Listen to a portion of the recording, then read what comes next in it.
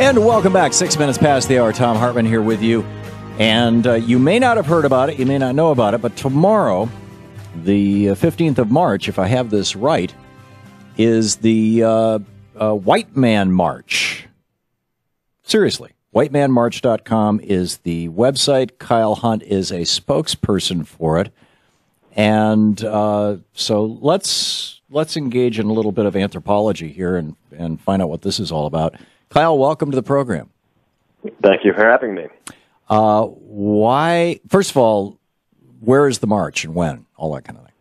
The march is all around the world. It is a viral idea, and it's not necessarily a literal march. People are just being asked to go out and do something that is pro-white. This could include holding up signs, passing out literature, or engaging in some other kinds of public demonstrations. Burning a cross? No, I don't know why that would be necessary or good publicity. Well, usually when I think of people who are, promoting white men, I think of the KKK. Isn't that interesting? Because you talk about white privilege a lot, and we don't actually have anybody out there that's pro-white in our media. And in fact, our media, except all those white people, is completely anti-white. Well, it's got a lot of Jewish people. But let me tell you about. That was a question I have for you, Kyle. I'm on your website, I keep seeing this reference to Jews throughout your website. Are Jews not white people in your mind? No, and in Jewish minds, white people are not related to them very much either. By white people, they don't consider white people Jews, and Jews should not consider Jews white people. Jews, in fact, have been the leading proponents behind the civil rights movement. In fact, the NAACP was led by Jews for much of its existence, and they have been working to undermine white Western civilization in many different ways. A quote by Barbara Lerner Specter is a very ominous one for white people, in which she says that multiculturalism is now coming to Europe, and Jews will be blamed for it because they're playing a leading role. They've done the same thing in the United States as well. They are not white. In fact, they are often anti-white. Okay. So I'm curious, Kyle, when did you realize that as a white guy you were oppressed? Well, let me tell you about affirmative action in which white people, and there are a lot of poor white people. Have you ever been to Appalachia? I have. White people are being oppressed in that they are victims of racism and discrimination.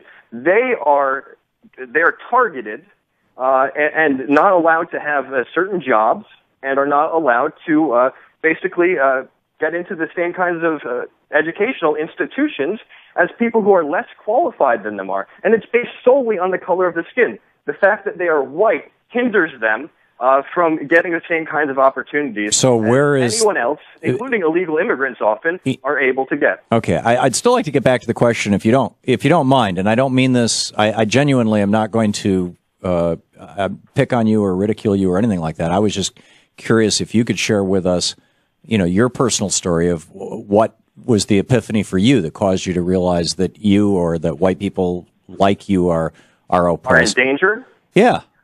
Okay, well, how about when Jamie Foxx is on Saturday Night Live and he says, "I kill all the white people in the movie." How great is that? And then in Django, the audience applauds. Yeah, he's promoting Django Unchained. Let's talk about another movie that recently came out, 12 Years a Slave. They're continuously bringing up this idea that every white person today needs to be collectively punished for the sins of slavery. Now, at the height of slavery, only 1.4% of all American whites actually owned slaves. And there were, in fact, many Jews, blacks, and American Indians who also owned slaves, but you're never going to see this represented in the movies or in the textbooks. And I don't know if you know this history, but there were a lot of white slaves in the colonies as well, right up until mainly white people fought to end the practice of slavery. But we don't get a whole lot of credit. They don't make inspirational stories about all of the white people who fought to end the... Are you talking about the people who came over from Europe on indentures, lifetime indentures, who were There were not only slaves? indentured servants, and oftentimes those indentured servants were treated worse than the black slaves. But there were 300,000 Irish slaves alone who were brought to the colonies And this is never discussed. I'm part Irish myself, and I think it's a tragedy that But the Irish slaves were able to blend in, assuming that your statement is accurate. I can't verify that, but I do know that there were people of all colors, including white people, who were essentially slaves, and in some cases overtly slaves. But within a generation, or if they could get away, they could blend into the Uber culture, into the larger culture, and nobody would question them. Whereas somebody with black skin couldn't do that. Let's talk about the slaves in Europe. About 1.5 million slaves were kidnapped and taken as slaves in bondage by the North Africans, the Barbary pirates. I'm not sure if you know about that history. It was going on around the same time as African slave trade. And but to this moment right now, Kyle, when did you realize that you were oppressed? What has motivated you to participate in this? Because my people are being denigrated at every possible turn. The white man is being displaced, ridiculed, and how has this affected you in your life? Well, because I'm not allowed to even express my love of my race, a pride in our accomplishments. Can you imagine? You're on the air right now talking to 3 million people. I mean, it's I'm not stopping you. Well, as soon as somebody does express a pride in their race, if they're white, and only if they're white, then they're called a racist, a Nazi, a bigot, a white supremacist. A Klansman, as you've insinuated. Well, don't you think that you are a white supremacist? No. What have I said that has indicated that I consider white people to be able to lord supreme over everybody else? Okay, so you don't think that other races are inferior to whites? I love my race, and I'm willing to discuss our accomplishments and some of our downfalls and some of the sore points of our history that often go. Completely. Okay. So if you don't mind, Kyle, I'm just again what. I get it that some white guy in a community that has a lot of people of color in it who didn't get a job might think that he was racially discriminated against, or might even have been racially discriminated against, and would go, exactly, and would go off on it. What happened to you? What brought you into this? I saw that there is a genocide taking place, Tom. You can look at the UN's definition of genocide, which is first killing members of the group, or in whole or in part, 2, causing a serious bodily harm or mental harm. So white people are being killed.